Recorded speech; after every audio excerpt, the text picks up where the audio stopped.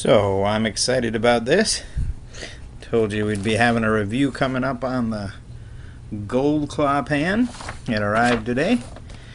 Here's what comes with it. You got a sniffer bottle, a vial, your first little bit of Paydirt, a miniature Gold Claw, and then the full size. So we're going to practice with that a little bit, and we'll have a review coming up here for you. Alright guys, hello again. Tonight we're going to be reviewing a new pan that I came across here a little while back called the Gold Claw. I have an unboxing video. I might put it at the front of this, maybe not. With it, it's I believe it was $44.95. You get the two pans, a sniffer bottle, and then a vial of Paydirt, for your first panning experience.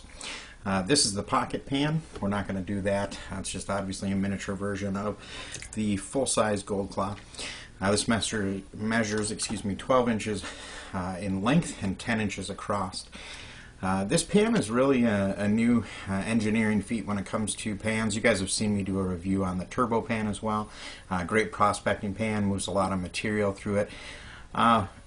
The thing I don't like about that pan is with all the riffles and everything for it, it's really hard to work once you get the Paydirt down to a manageable point that you're looking for gold other than in that center. I actually saw this pan, and one of the things that really intrigued me about it was how it separates really black sands out from gold, where you're almost cleaning your gold right out of your black sands without having to go through all the extra work of panning those down quite a bit. This pan, a little bit about it, was developed over about 20 years. The gentleman that made it is named Clint. He's got an engineering background. His dad was a gold prospector and a miner, and he had asked him for some help with larger machinery that used his engineering degree to do that. And he really developed the pan kind of as a basis off of that, a way for anybody with any kind of an experience level to be able to pan gold out and not have to worry about, is it falling out, is it not there, and really kind of just to make the process easier. I played with this pan a little bit, so we're going to go through and just kind of talk about what this pan does. You're going to forget everything you know about panning. You're not going to do the stratifying motion. You're not doing a dip up and drain and letting those lighter materials wash off. You're not worrying about surface tension, which is something that I kind of like, especially when you're panning at home. If you're an armchair prospector like me, you're always using jet dry. You're using things to break the surface tension so that your flour gold doesn't fall out. And why that's not a concern here is because everything that you do with this pan is actually underwater. You're not, like I said, doing those swirling actions. You're not using that surface tension on top to clear off those lighter materials and to get down to the heavies. So what we're going to do is I just grab some old dirt here, and this is stuff that I've gone through already, just to give you an idea. I put some big larger rocks in here, and what we're going to do is just put some gold on the top here. There's 20 pieces of gold here that we're going to try to recover back. Just going to dump that right on the top, and that'll mix down in here. So again, like I said, what you're going to do with this pan is forget what you know about panning already. Everything's underwater. This very first, when you first get the pan and first fill it up with your material that you want to process, you're just going to give it a good shake and twirl around. Probably the only time we're actually going to twist this stuff. And the reason for that is we want those lighter materials to move up to the top. And again, the gold that we're going to recover here shortly, we want it to be moving down to the bottom. And then what you're going to do is, this is just short left and right actions. Again, everything's underwater, and we're just going to start rotating that pan vertically. We're shaking back and forth and just tipping. And that lighter material should be falling right off the front.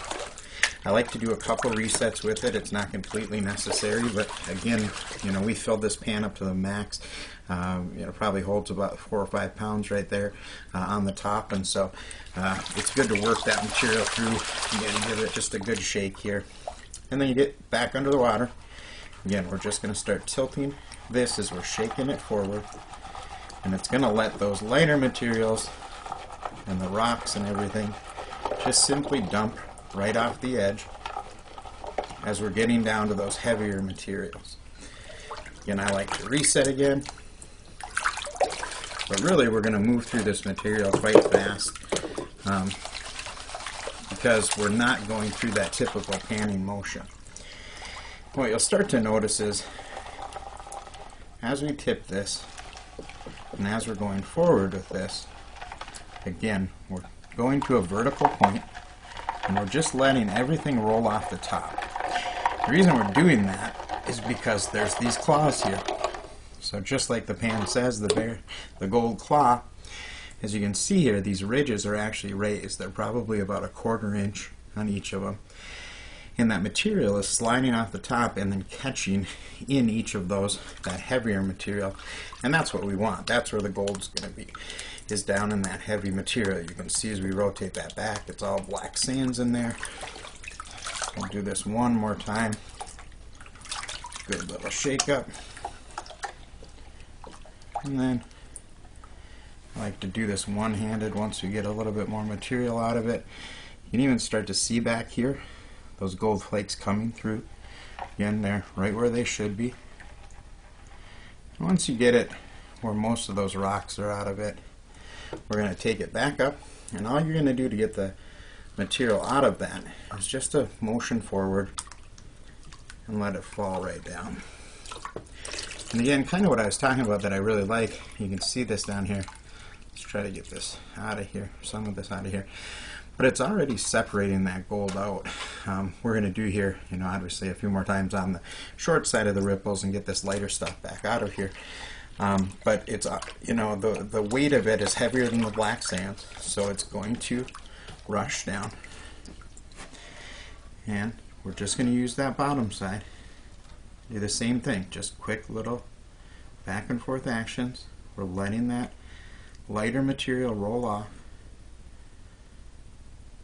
You can see those sands. Now we're down to pretty much just black sand. And like I said, what I like about it is, with a tap or two, right here you can see we've already separated out a huge portion of gold. There's some nuggets in there, some flakes already, to get those out of the way. They're already free from the sands. These are those larger pieces. So I'm just going to get these out of the way here quick, and we'll start working that other material down so that you can kind of see that. But again, I put a nice little nugget in there so you can see, anything from that larger gold that you'll see to your smaller flakes and fines. And I put a little bit of flour gold in here as well, just so that you can see that once we get the rest of the way down. So again, we're just going to bring that sand back down. We'll concentrate it down in those ripples again. And like I said, everything's underwater. Forget about the swirling, forget about stratifying. We're not doing any of that.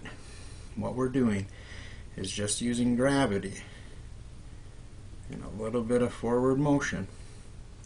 And you can kind of see the majority is in that first lip. There's maybe 1 or 2 pieces here in the second lip, and we're hoping nothing will be down in that third or fourth lip. And what I like to do, again, just a tap. Now, as you can see, those black sands are still up there, but all of our gold has been separated out already, making it a lot easier to clean, not have to go through all those extra swishing motions and fine gold getting it down.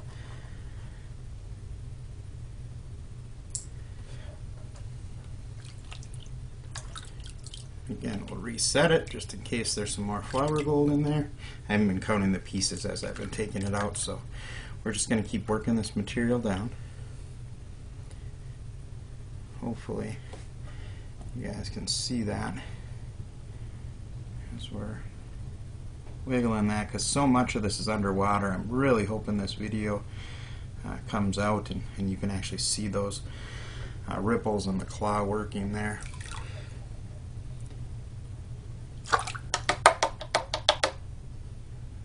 And again, right down, with a little bit of tapping, we got that fine flour gold now coming out at the bottom here.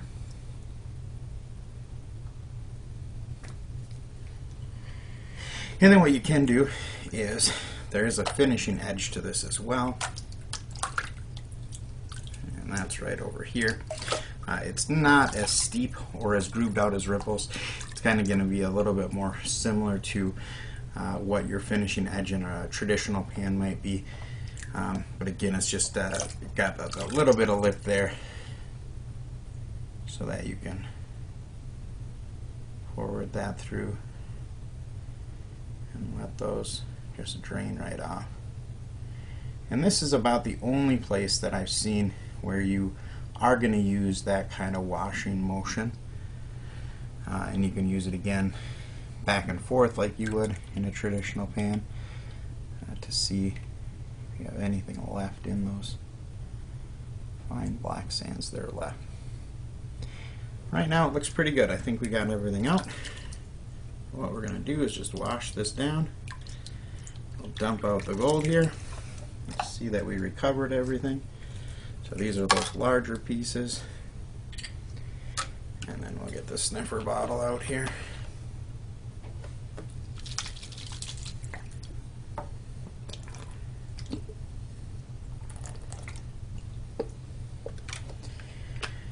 And we got 1, 2, 3, 4, 5, 6, 7,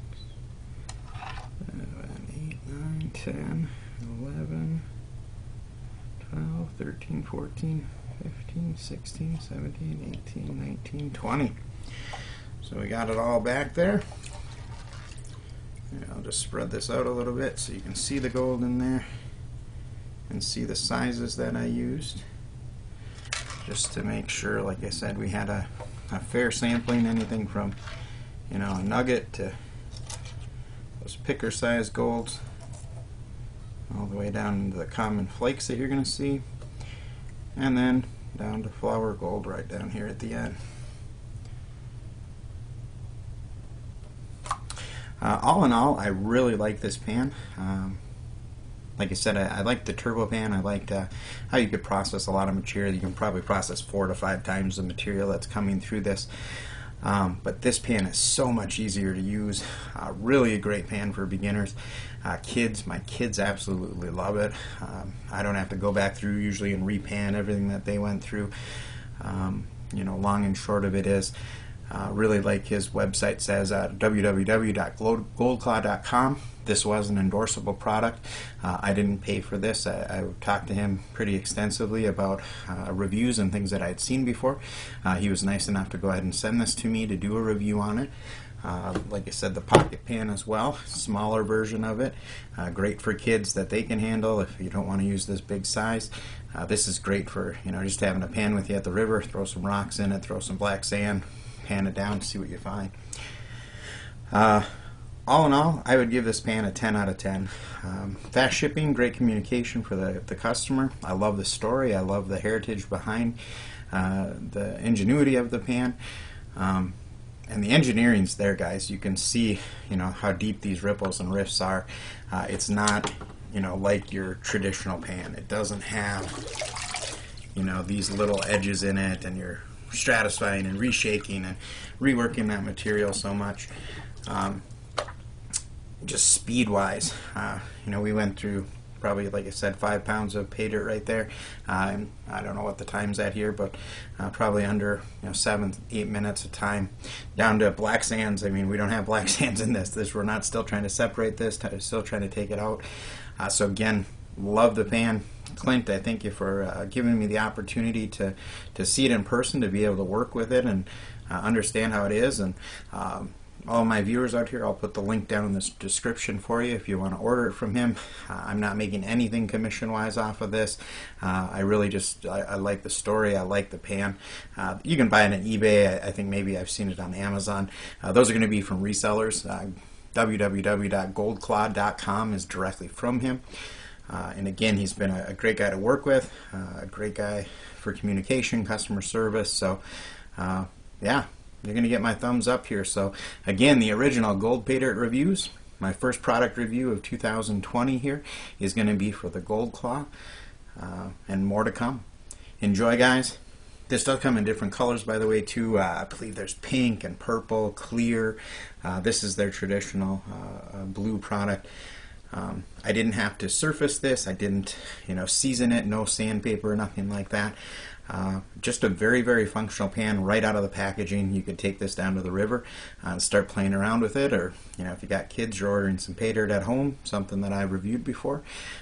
You can go ahead and throw that in and have some fun with them. And really kind of that's where his background comes in, is how gold has really been an experience for his life and for his family. So again, 10 out of 10. Love the pan.